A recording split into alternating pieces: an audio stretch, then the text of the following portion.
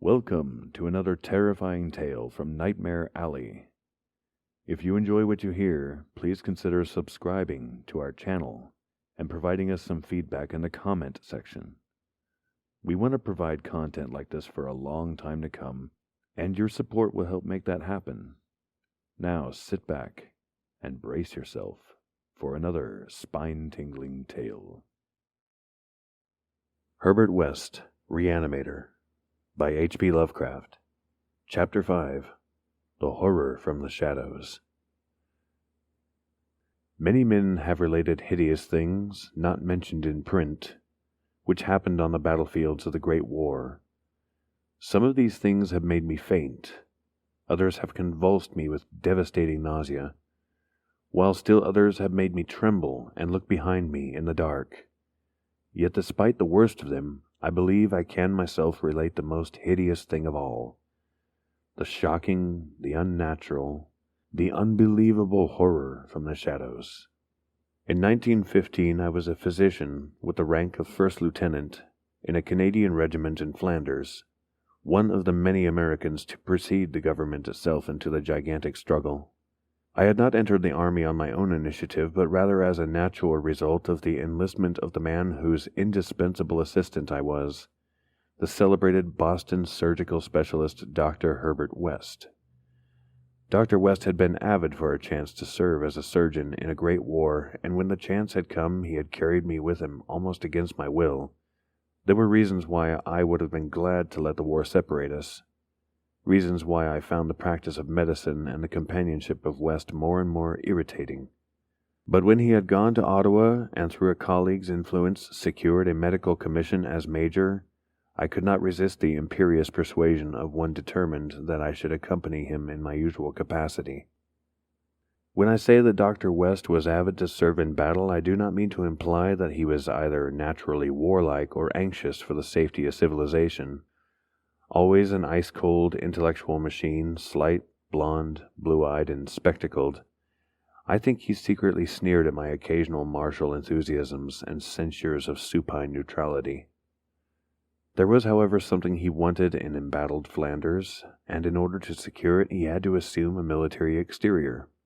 What he wanted was not a thing which many persons want, but something connected with the peculiar branch of medical science which he had chosen quite clandestinely to follow, and in which he had achieved amazing and occasionally hideous results.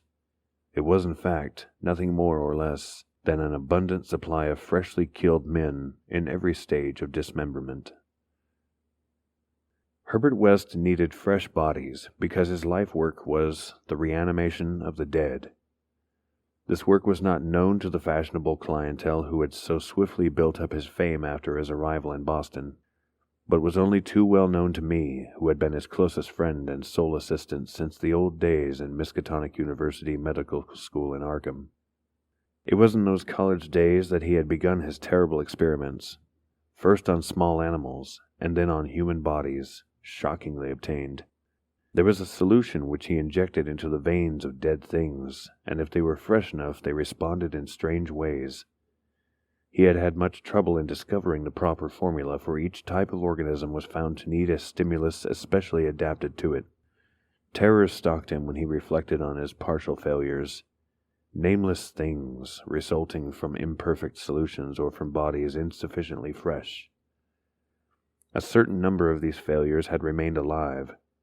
One was in an asylum, while others had vanished, and as he thought of conceivable yet virtually impossible eventualities, he often shivered beneath his usual stolidity. West had soon learned that absolute freshness was the prime requisite for useful specimens, and had accordingly resorted to frightful and unnatural expedients in body-snatching. In college, and during our early practice together in the factory town of Bolton, my attitude toward him had been largely one of fascinated admiration. But as his boldness and methods grew, I began to develop a gnawing fear.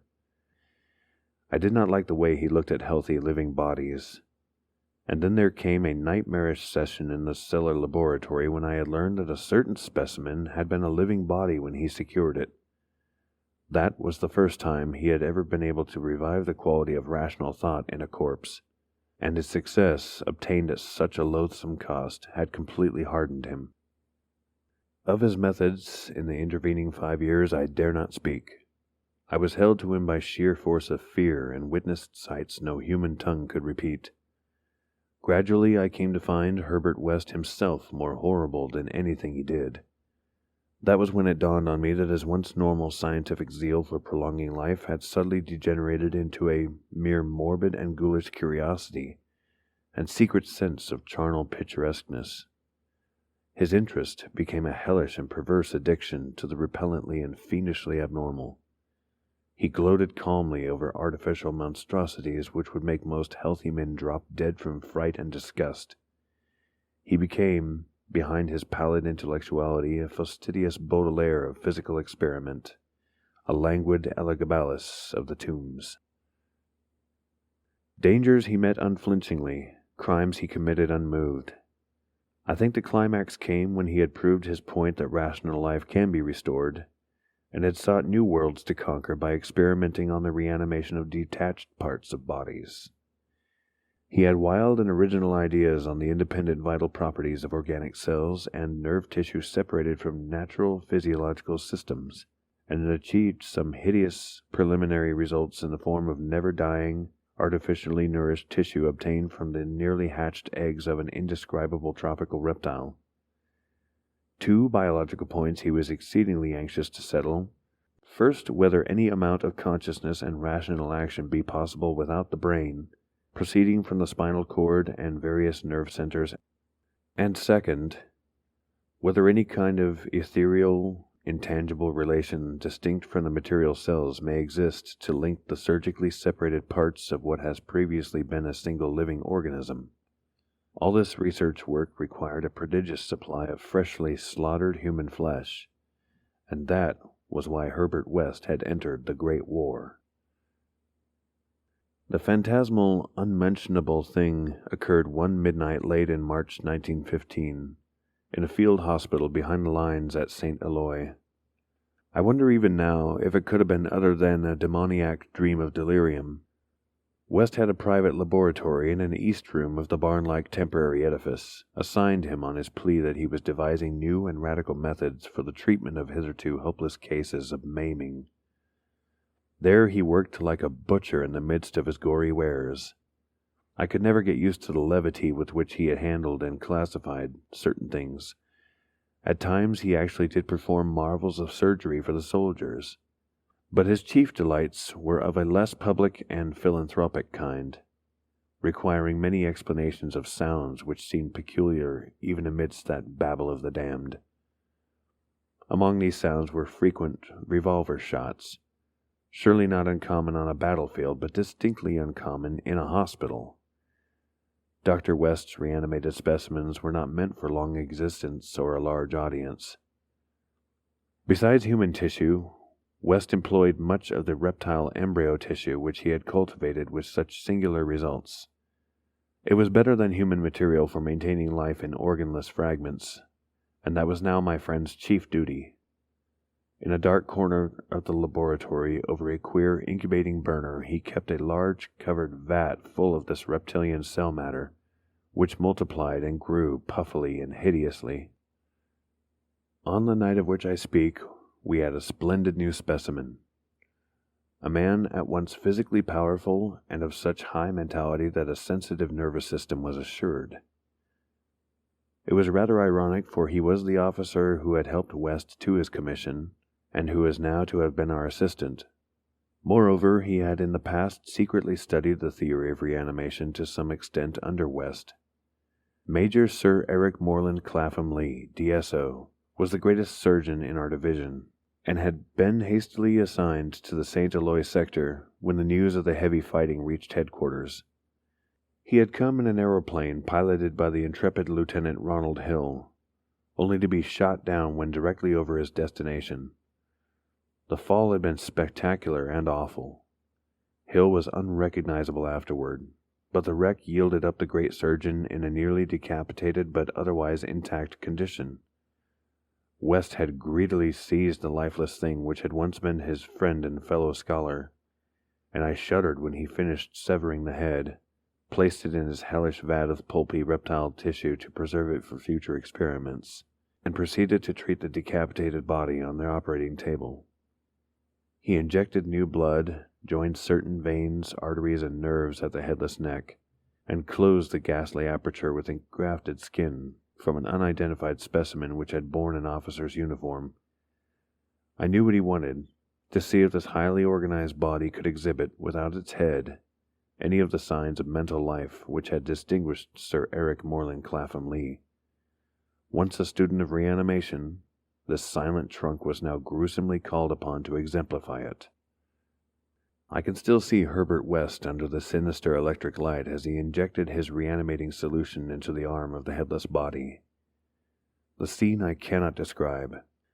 I should faint if I tried it, for there is madness in a room full of classified charnel things, with blood and lesser human debris almost ankle-deep on the slimy floor, and with hideous reptilian abnormalities sprouting, bubbling, and baking over a winking, bluish-green specter of a dim flame in a far corner of dark shadows. The specimen, as West repeatedly observed, had a splendid nervous system. Much was expected of it, and as a few twitching motions began to appear, I could see the feverish interest on West's face. He was ready, I think, to see proof of his increasingly strong opinion that consciousness, reason, and personality can exist independently of the brain. That man has no central connective spirit, but is merely a machine of nervous matter, each section more or less complete in itself. In one triumphant demonstration, West was about to relegate the mystery of life to the category of myth. The body now twitched more vigorously, and beneath our avid eyes commenced to heave in a frightful way.